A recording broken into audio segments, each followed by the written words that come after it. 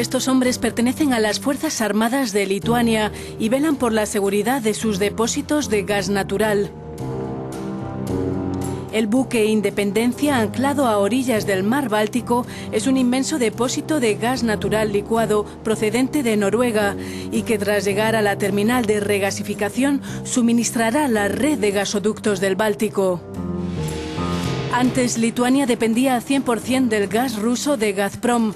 Ahora las tornas han cambiado. El país báltico trata de reducir su dependencia energética de Rusia, pero no sin tensiones. Lituania y las otras dos repúblicas bálticas exsoviéticas de Letonia y Estonia mantienen unas tensas relaciones con Rusia, especialmente desde el ingreso de Lituania en la OTAN en 2004. Este buque y su depósito de gas proporcionan por primera vez en la historia de Lituania aprovisionamiento de gas natural de otro proveedor que no es Gazprom. Tenemos gas natural que va de Lituania a Letonia y Estonia. Una situación difícil de imaginar hace apenas un año.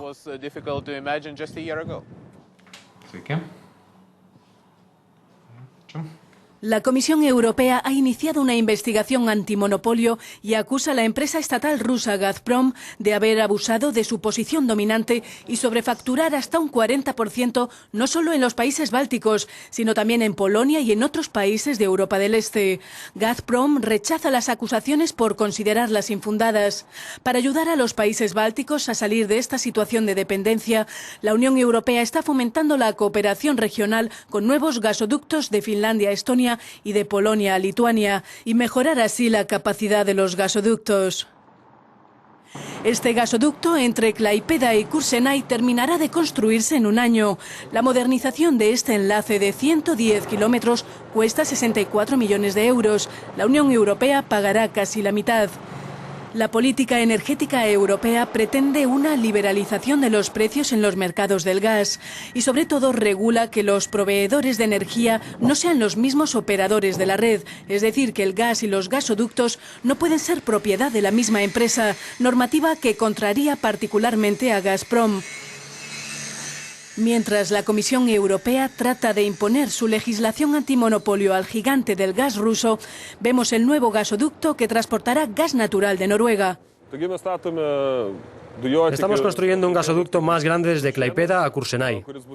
Es un nuevo gasoducto que transportará los suministros de gas natural desde la nueva terminal de gas natural licuado. El antiguo gasoducto tenía una capacidad muy pequeña e insuficiente. Gazprom suministra cerca de un tercio del gas que se consume en Europa. Una batalla jurídica entre Bruselas y Gazprom podría ser larga y costosa, por lo que los dirigentes del grupo ruso vislumbran un acuerdo amistoso. Gazprom podría ser sancionado con multas equivalentes al 10% de su volumen de negocio, es decir, unos 9.000 millones de euros. Mientras, Lituania toma sus precauciones con una nueva infraestructura. En caso de conflicto, el gas ruso podría ser reemplazado por el de Noruega. Se trata de un gasoducto muy importante que permite suministrar gas a los 3 estados bálticos, cubriendo más del 80% de sus necesidades. El chantaje político y económico del Kremlin llega a su fin, ha declarado el presidente de Lituania, que aplaude la acción legal de la Comisión Europea contra Gazprom. Mientras que el ministro de Exteriores ruso considera inaceptable la aplicación de las normas de la Unión Europea con carácter retroactivo. Veamos qué opina el ministro de Energía de Lituania. En Lituania hemos decidido tener una segunda fuente de suministro de energía para la electricidad y el gas, y no depender al 100% de los rusos.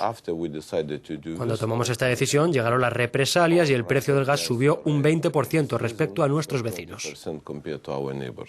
Quedó claro que el aumento de precios respondía a una motivación política y empezó la querella. Estamos hablando de miles de millones de euros.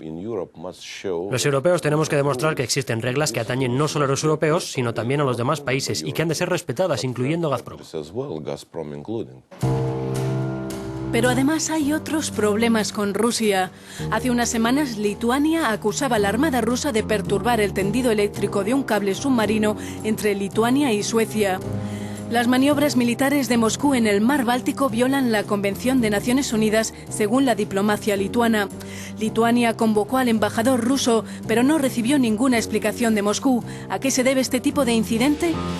En alta mar, las obras se aceleran para terminar el sistema de suministro eléctrico con Suecia antes de finales de año, y un segundo enlace conectará la red de distribución lituana con Polonia. En Moscú, la noticia cae como una descarga eléctrica. Lituania quiere conectar su sistema con la red continental europea para integrar su mercado eléctrico con Europa. Rusia se opone.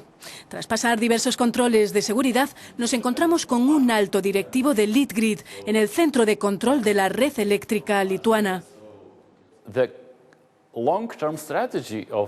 A largo plazo, la estrategia de los estados bálticos y de Lituania es sincronizarse con la Europa continental. Actualmente estamos sincronizados con el sistema eléctrico de la antigua Unión Soviética, un sistema diseñado hace unos 60 o 70 años. Nuestra tarea ahora consiste en ser interdependientes con nuestros vecinos de la Unión Europea, a nivel técnico y económico.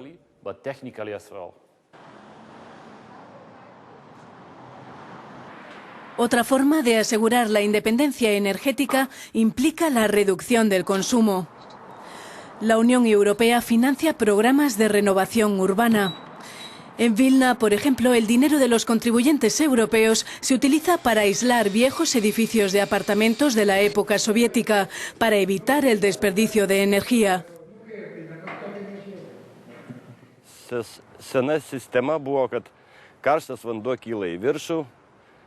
Antes de las obras de renovación, el sistema de calefacción central no funcionaba bien.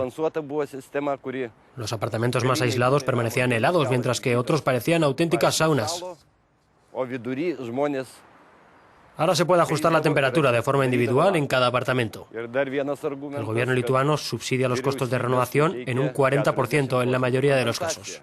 El Estado asume incluso el coste total de las familias que reciben ayudas sociales.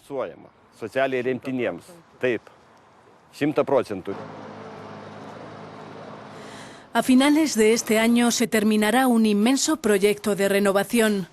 En Lituania, cerca de 34.000 apartamentos se habrán beneficiado de este plan de renovación.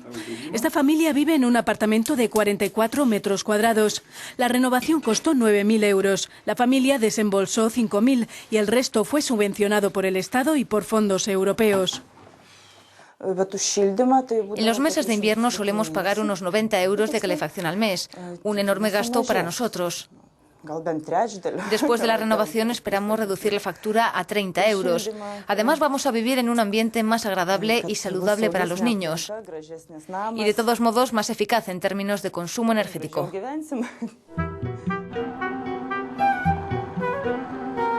Muchos lituanos temen la dependencia de la energía rusa, pero si Moscú decidiera cortar el suministro, ahora tienen una alternativa.